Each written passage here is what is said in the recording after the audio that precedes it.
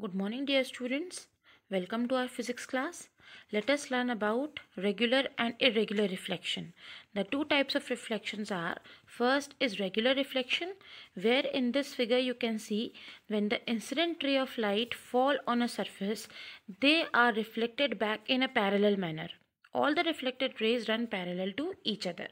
Okay, so this kind of reflection is called regular reflection. On the other hand, diffused or irregular reflection occurs when the reflected light rays do not run parallel to each other. This kind of reflection is caused through a rough surface, like you say your textbook, like a table, like a chair, all these surfaces which have very minute pores to make them uneven. Such surfaces cause irregular reflection, which is also called as diffused reflection. Okay, the diffuse reflection does not produce a lot of glare. Okay, for example, on a mirror, a smooth polished surface, the light shines and you get to see a very bright light entering your eyes. That is called a glare.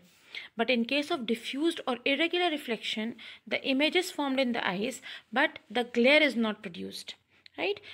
Because the reflected rays are not entering our eyes at the same time, that is why diffuse reflection does not produce a glare in the eyes. Okay, and the reflected light rays in a diffuse reflection are not running parallel to each other. Okay, as you can see the incident rays are parallel, but the reflected rays are not parallel to each other. In case of diffused reflection is caused through uneven surfaces like any kind of wall, a table, a chair. Okay, but in case of the regular reflection, it is caused through smooth polished surfaces like looking glass, like mirrors, like polished floors, polished furniture, etc.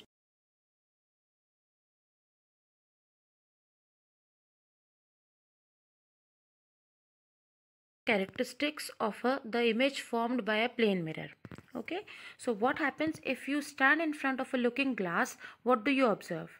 You observe that your image is erect. Okay, erect means upright. Your head is at the same place, your legs are at the same place. It is not upside down. Upside down is called inverted. So the image formed by a plane mirror, first thing, is what? It is erect, it is upright.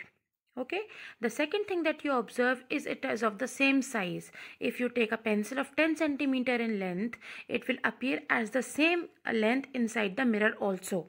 Okay, so the first thing that you observe is the size is the same, the image is of the same size, the image is erect, that is, it is upright, plus the image is formed somewhere behind the mirror. Okay, it is not formed on the mirror, it is formed somewhere behind the mirror. That is why it is a virtual image. Plus, why is it a virtual image? Because it also cannot be obtained on the screen. If you put a screen somewhere near the mirror, you will not be able to observe the image. Okay, the image is virtual because it cannot be obtained on the screen. It is formed somewhere behind the mirror. Second thing, it is erect and of the same size as that of the object. Third is the distance of the object from the plane mirror is the same as the distance the image is behind the mirror. Okay, this we will observe through an experiment also. This point, this is called equidistant. The image is equidistant from the mirror. The fourth point is that the image is laterally inverted. Your left hand side appears right and your right hand side appears as left. Okay, so the images formed by plane mirrors are always laterally inverted. They are of the same size, they are erect, they are virtual because they cannot be obtained on the screen. Okay children, so now let us see what does equidistant means. Okay, you can see a checkerboard in front of you and on that we have placed a king. The distance between this object and the mirror. Let us count how many squares are there in between the object and the mirror. Right, they are 4 squares, 1 2 3 4. Okay, in front of the mirror the distance between the object and the mirror is of 4 squares. Now let us count how many squares we see inside the mirror. The image is behind. The distance between the mirror and the image is also of the 4 squares. If you can count, you can see in the image that this image is 4 squares behind the mirror. Okay, so we can say that the distance between the object and the mirror is equal to the distance between the mirror and the image. Let us prove the point. Move the object nearer to the mirror. Now see, the distance between the object and the mirror is now 3 squares only. Okay, one white, then one black and then another white. three squares we can see. The same ways, if you want to count inside the mirror, you will be able to see the three squares, similar three squares. Okay, one white followed by a black and then again white. So the distance between the object and the mirror remains the same as that of the distance the image is behind the mirror. Okay, we see the image somewhere behind the mirror.